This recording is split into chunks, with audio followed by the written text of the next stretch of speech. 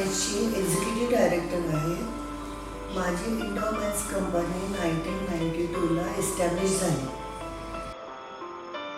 इंडोमाइन्स ही company Gujarat आणि महाराष्ट्रात मोठ्या प्रमाणात कार्यरत आहे. जगातील मोठ्या केमिकल उत्पादकांमध्ये आमची कंपनी गणली जाते. आमच्याकडे एकूण 1500 कर्मचारी कार्यरत असून आमच्या या मोठ्या कारभाराला DNSBचे मोलाचे सहकार्य आहे. म्हणूनच नवीन उद्योजकांना मी डोंबिवली नागरी सहकारी बँक सुचवते.